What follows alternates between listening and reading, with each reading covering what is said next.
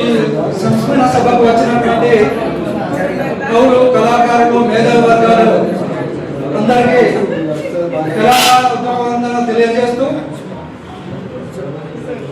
అసలు కళాకారులు అంటే ఎవరు, అసలు ఈ సంస్కృతి విప్లవం అనేది ఎక్కడి నుంచి వచ్చింది, ఈ సంస్కృతి విప్లవం వల్ల ఎక్కడెక్కడ రాజ్యాలు స్థాపించబడ్డాయి, అసలు భారతదేశంలో స్వతంత్ర సంగ్రామంలో ఎందుకు విలువ పోరాటం ఒక ఉగత్తులు లేచిపడ్డది, ఆ విధంగా తెలంగాణ రాష్ట్రంలో ఈ సంస్కృతి విప్లవం వలన ఇక్కడ వేలాది మంది, లక్షలాది మంది ఎందుకు చైతన్యవంతం చేసి ఉద్యమాలకు తీసుకొచ్చినటువంటి చరిత్ర ఉన్నది. ఈ సంస్కృతి విప్లవం ఎన్ని రకాలు అంటే, కార్మిక కర్షక వర్గాలలో సంస్కృతి విప్లవం కొనసాగితే, మరియు ఆ కార్మిక వర్గాలు కానీ రైతులు కానీ తను పండించినట్టు పంట రూపాయలు శ్రమదకు గిట్టుబాటు ఉండాలని వాళ్ళు పోరాటం చేయడంలో కూడా ఈ సంస్కృతి విప్లవం కొనసాగుతుంది.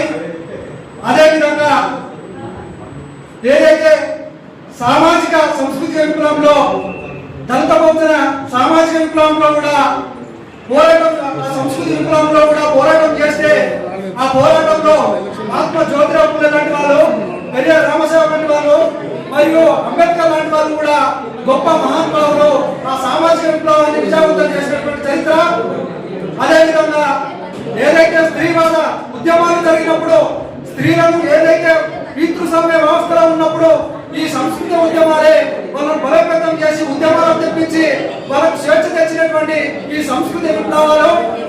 అదేవిధంగా ఏదైతే ఇక్కడ జరుగుతున్నటువంటి తెలంగాణ భాషా సంస్కృతి ఉద్యమంలో కూడా తెలంగాణ ప్రాంతంలో కవులు, కళాకారులు, సాహిత్యవేత్తలు, మేధావి వర్గాలందరూ కలిసి ఈ సంస్కృతి పోరాటంలో కొనసాగడం జరిగింది.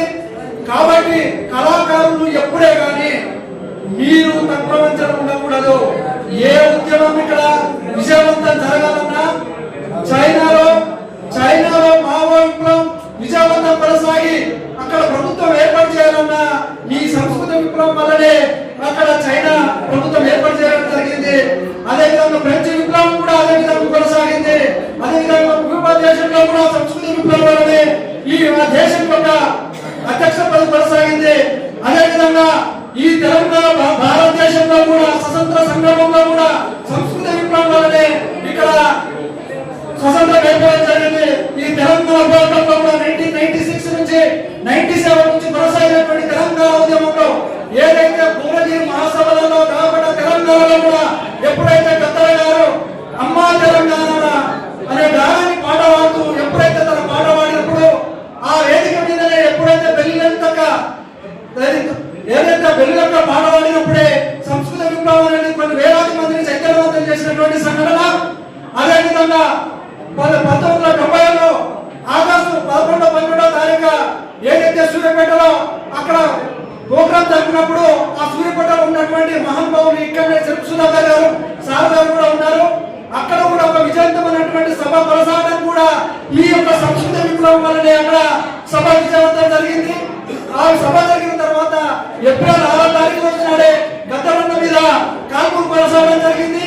ఆ గద్దరన్న 6 తూటాలు జరిగిన తర్వాత అదొక 5 తూటాలు తీసి ఇంకో తూట వెనుకలో ఉంచుకొని ఏదైతే వరంగల్ డిక్లరేషన్ లో 1997 ఏదైతే డిసెంబర్ 28-29 తేదీలలో ఎక్కడైతే అక్కడ వరంగల్ డిక్లరేషన్ లో 8 నెలల సుదీర్ఘ విరామం తర్వాత మళ్ళీ గద్దరు ఏదైతే నన్నూరు కన్నా తల్లులారా తెలంగాణ పల్లెలారా ఈ పాటని వస్తున్నారమ్మా అని ఎప్పుడైతే గచ్చగట్టి మళ్ళా ప్రజలకు వచ్చి తన కొండవేసుకొని గజ్జలు కట్టి ఎప్పుడైతే మళ్ళీ వరంగల్ సభలలో కొన్ని లక్షలాది మందిని చైతన్యవంతం చేసి తెలంగాణ ఉద్యమం వైపు కొనసాగించిందో అది మీ కళాకారుల యొక్క గొప్పతనం అనేది మీరు నేర్చుకోవాల్సిందే.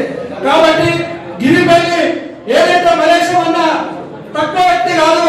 మేము 2007లో సంస్కృతి మహాశాంతి యాత్రలో ఏదైతే ఇక్కడ ఖమ్మం కోల్బెల్ట్ నుంచి మొదలుకుంటే ఆదిలాబాద్ కోల్బెల్ట్ వరకు దాదాపుగా 22 రోజులు, నెల రోజులు కంటిన్యూ కొనసాగినప్పుడు కళాకారులు, విద్యార్థులందరూ దాదాపుగా 400-500 మందిని నిరంతరంగా పోరాటం చేసి సభలు పెట్టి అక్కడ ఉన్నటువంటి ప్రజల యొక్క చైతన్యవంతం చేసి కొన్ని వేలాది లక్షలాది మందితో మీటింగ్ పెట్టి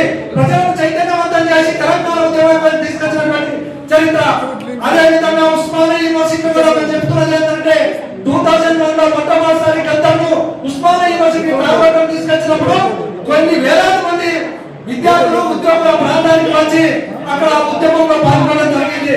ఉస్మానియా యూనివర్సిటీలో మీకు చరిత్ర తెలుసు. 2069 ఉద్యమం ఏ విధంగా కొనసాగింది, 369 మంది ఏ విధంగా ప్రాణాలు అర్పించడం జరిగింది. అదే విధంగా మళ్ళీ తెలంగాణ ఉద్యమంలో ఎప్పుడైతే ఇక్కడ జరుగుతున్నటువంటి పోరాటాలలో కూడా 2009 లో జరిగినటువంటి ఉద్యమంలో కూడా ఏదైతే విద్యార్థులు ఫస్ట్ శ్రీకాంతాచార్య మొదలుకొని ఆ తర్వాత వేణుగోపాల్ రెడ్డి, శ్రీకాంత్ రెడ్డి, ఆ తర్వాత సిరిపురం యాదయ్య కూడా ఎట్లయితే తన ప్రాణాలను ఆత్మ బలిదానం చేసుకున్న తర్వాత తెలంగాణ ఉద్యమాన్ని కొనసాగించడం జరిగింది.